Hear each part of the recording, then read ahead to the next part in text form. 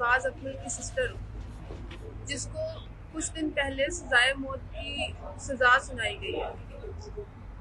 जिस वजह से उसको ये सजा सुनाई गई है, उसको दूर दूर तक उससे कोई वास्ता नहीं है। ना हमारे भाई का इस प्रॉपर्टी से वास्ता है कोई, ना हमारा इस जगह से कोई वास्ता है। हम लोग 5 साल से इस सब वजह से जलील हो रहे हैं। ना हमारा इससे कोई वास्ता, ना हमारा लेना देना। जगह जगह धक्के खा रहे हैं, कोर्ट के, कचहरियों के, जेल में मेरा भाई टॉर्चर होता रहा है 5 साल। लेकिन हमने फिर भी अदालत से इंसाफ की उम्मीद रखी कि हमें एक दिन इंसाफ मिलेगा। लेकिन हमें इंसाफ मिलने की बजाय हमें उल्टा से मेरे भाई को सजाए मौत की सजा सुना दी गई। हम लोगों ने अपनी सफाई बहुत दफा पेश करने की कोशिश की, मीडिया के जरिए भी, लेकिन हमारी नहीं सुनी गई। तब हमने उनके घर वालों से भी राब्ता करने की कोशिश की, आलम शेर के बुरसा से, कि वो हमारी कम से कम बात तो सुने, जो सच है वो तो सुने। लेकिन उन तक भी हमारी रसाई न हो सकी। हम बहुत मजबूर हैं। हमारे भाई कोई कसूर नहीं है, हमारा कोई कसूर नहीं है। जो असल कातिल है वो बाहर आजाद फिर रहे हैं। वो पहले भी सुकून में थे और अब भी सुकून में है। हमें किस चीज की सजा दी जा रही है? हम 5 बहनें हैं, हमारे वालिद फौत हो चुके हैं, मेरी बेवा माँ और हम 5 बहनें 5 सालों से धक्के खा रहे हैं हर जगह। अस्सलाम वालेकुम। पहले तो मैं ये कहूँगी कि हमें जो उनका आलम शेर का कत्ल हुआ उसका हमें बेहद अफसोस है, क्योंकि वो भी किसी का बेटा था, किसी का बाप था। हमें इस चीज़ से हम नहीं कहते कभी भी बहुत अच्छा हुआ, नहीं, बहुत बुरा हुआ उनके साथ। और जो अब बुरा हो रहा है हमारे साथ, वो उससे भी ज़्यादा बुरा है कि नाजायज़ बच्चे को 5 साल से जो है ना वो सजाए मौत सुना दी। ये इस तरह अगर ये निज़ाम चलता रहा तो मेरा ख्याल है जो न्यू जनरेशन है वो तो इस तरह वो बिल्कुल बागी हो जाएंगे। तो हमें तो यही है कि हम चाहते हैं कि वो हमसे मिले, एक दफ़ा मिले, ताकि हकीकत हम बयान करें। फुटेज हमारे पास है, हमारे पास सबूत है कि हमारा बच्चा उस वक्त उस जगह पे मौजूद ही नहीं था।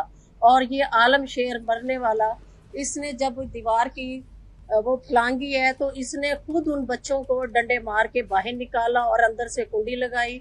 और जब ये बच्चे बाहर आ गए हैं तो वो आलम शेर जब गया है उस आगे, तो उन्होंने अंदर से जो है ना वो गोली चली। वल्लाह आलम, ये हमें नहीं पता कि किसने गोली चलाई है, लेकिन हमारे बच्चे का इसमें 1% भी जो है ना वो गुनाह नहीं है।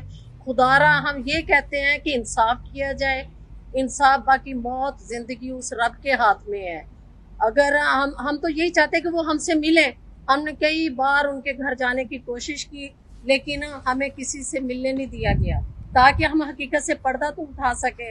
हम तो यही उनसे इल्तिजा है हमारी कि खुदा के नाम पे जो है ना हमारे बच्चे को बख्श दें। हम माफ़ी मांगने को भी तैयार है, जिस तरह उनके दिल को सुकून मिलता है। अब ये देखे कि जो चला गया इस दुनिया से उसने वापस तो नहीं आना है, और हम लोग सब लोगों ने वहीं जाना है, अल्लाह के पास ही जाना है, किसी ने यहाँ नहीं बैठे रहना। लेकिन कम से कम ये कि उसको तो सुकून मिले मरने वाले को कि इन्होंने असल कातिल को सजा दिलवाई है, ना कि बेगुनाह इंसान को। वो जब जेल गया था उस वक्त उसकी एज थी 20 साल, अब वो 25-26 साल का हो गया, तो उसका क्या करियर रह गया है? उसका तो करियर सारा तबाह हो जाएगा। तो हम सिर्फ यही इल्तिजा करते कि खुदा के लिए जो है ना हमारे हाल पे रहम किया जाए और हमें एक दफ़ा मिलने का मौका दे, ताकि हम अपना उनको सब कुछ दिखा सके। जो हमारे पास सबूत है उनको भी लोग गलत गाइड कर रहे हैं, और वो हमें नहीं पता कि क्यों वो लोगों के पीछे लगे हुए। देखो, हर इंसान के अंदर एक ज़मीर है, आखिर ज़मीर की आवाज़ है। हम हल्फन कुरानन कहते हैं कि हमारे बच्चे दोनों बेगुनाह हैं, एक को 7 साल सजा सुना दी और एक को सजाए मौत। ये कहाँ का इंसाफ है कि जो ना हमने गुनाह किया ही नहीं और ना करते हुए गुनाह की सजा जो है ना वो भुगत रहा है 5 साल से, और आखिर में क्या रिजल्ट निकला कि उसको सजाए मौत सुना दी। और असला सारा कुछ जो है ना उन्होंने डाला हुआ बिल्कुल बेबुनियाद है। वो जो बंदे आए थे उनके पास था, हमें नहीं पता, क्योंकि हमने जब देखा ही नहीं। हम तो सिर्फ अपने बच्चे का जानते कि हमारा बच्चा बेगुनाह है। खुदा रहा, बस यही हमारी आवाज़ है कि उन तक हमारी रसाई कराई जाए और हमारे बच्चे को जो है बेगुनाह, यानी कि गुनाहगार भी नहीं है लेकिन उसके बावजूद वो सजा काट रहा है। कि हजूम खड़ा हुआ था, उसी हजूम में मेरा भाई था। उन्होंने रैंडमली वहां पे जितने लोग थे सबको पकड़ लिया, अरेस्ट कर लिया पुलिस वालों ने। उसने ही मेरे भाई को अरेस्ट कर लिया, थाने ले जाकर उन्होंने उसका नाम पूछा जो भी था और उसको मेन एक्यूज्ड उसको बना दिया।